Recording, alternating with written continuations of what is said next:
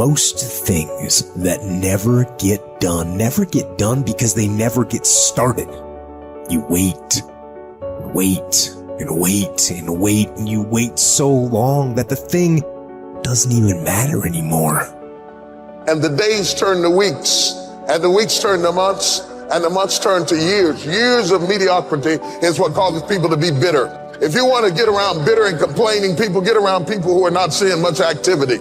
They're bitter, they're complaining, they're cynical, and they're jealous because nothing is happening, because nothing is going on in their life. And if you want to stop that from happening to you, wake up in the bed and know what you're going after. Get up out of the bed with an agenda. When you have an agenda, you don't spend time worried about how you feel, because it doesn't make any difference how you feel. You woke up with something to do.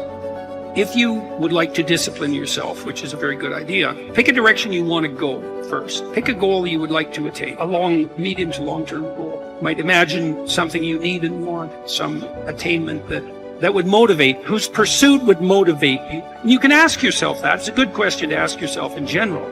If you could have what you needed and wanted, what would that be? And that's a meditative question.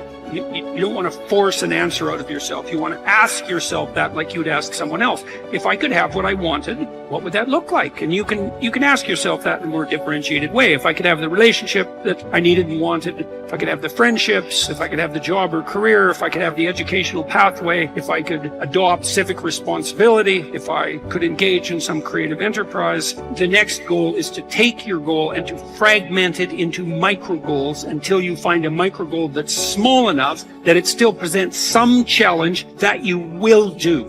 Stop waiting for something to move you and move yourself. Every day, move yourself. In the morning, move yourself. In the afternoon, move yourself. At night, move yourself. Be very intentional and very deliberate about moving yourself.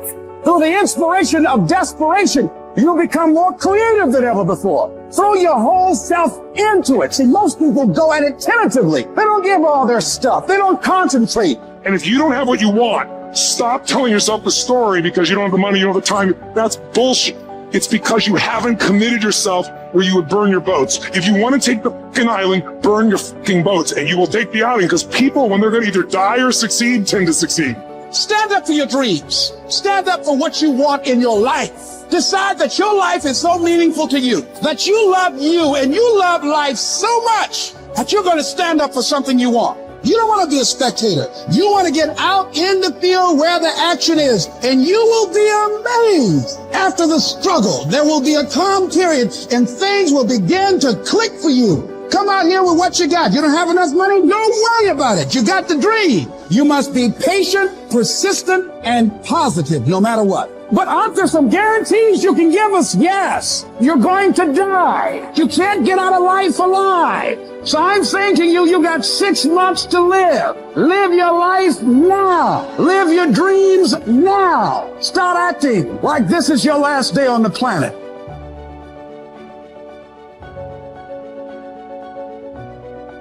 Have you ever heard the expression, I don't know where it all goes?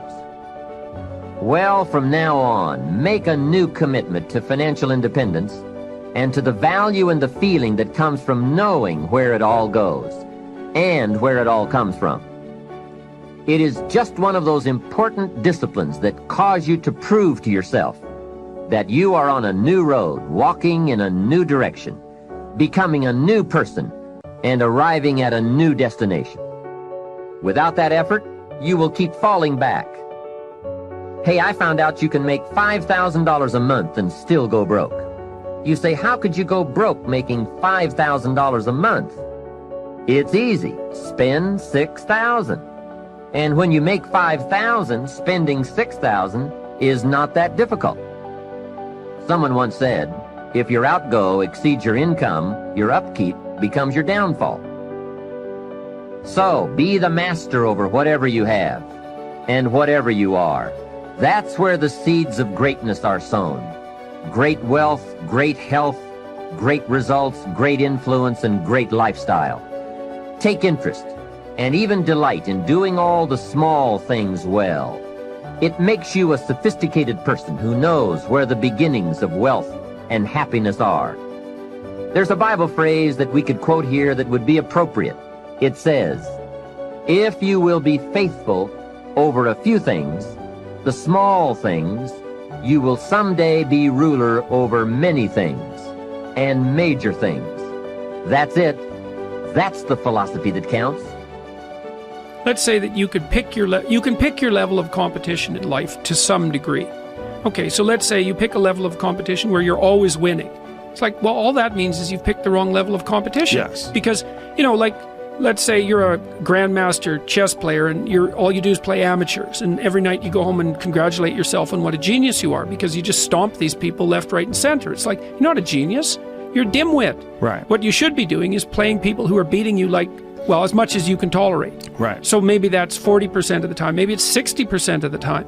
But that way, because to be a winner, you want to be disciplined. You want to know what you're doing. And then you want to be on the edge where your skills are being developed.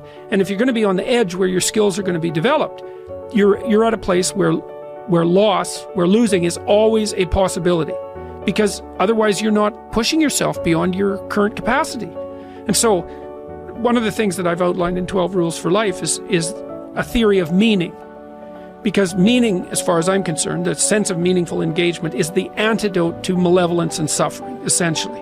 Because you want to have a life that's so engaging that you think, despite the fact that I'm limited and that we're mortal and that life is tragedy and there's evil in the world, despite all that, this is worth doing.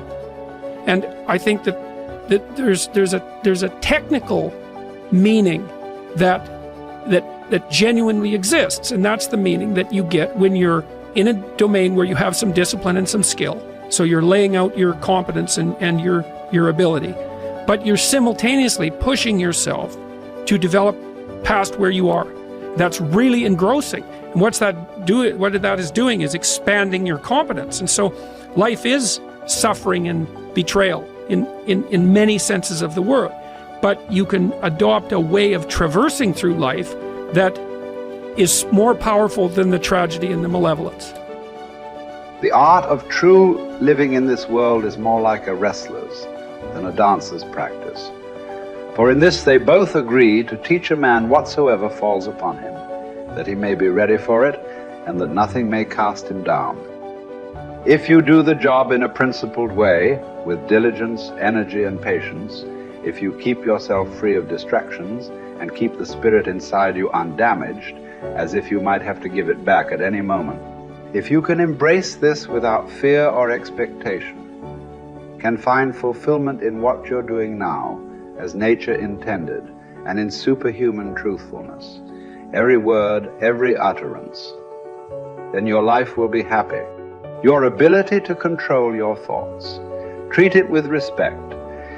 It's all that protects your mind from false perceptions, false to your nature and that of all rational beings. It's what makes thoughtfulness possible and affection for other people. You need to avoid certain things in your train of thought. Everything random, everything irrelevant, and certainly everything self-important or malicious. You need to get used to winnowing your thoughts so that if someone says, "What are you thinking about?" you can respond at once and truthfully that you are thinking this or thinking that. The obstacle is the way. Embrace the challenges that come your way in your work, for they hold the potential for growth and self-improvement. Instead of resisting or complaining about difficulties, use them as opportunities to cultivate resilience, patience, and perseverance. Remember that your attitude towards work matters more than the work itself. Approach each task with a sense of purpose and dedication, regardless of its nature or perceived significance. Find fulfillment in the process of striving and giving your best effort rather than relying solely on external outcome. Think of your many years of procrastination.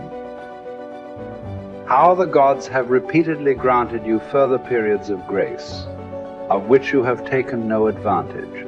It is time now to realize the nature of the universe to which you belong, and of that controlling power whose offspring you are, and to understand that your time has a limit set to it.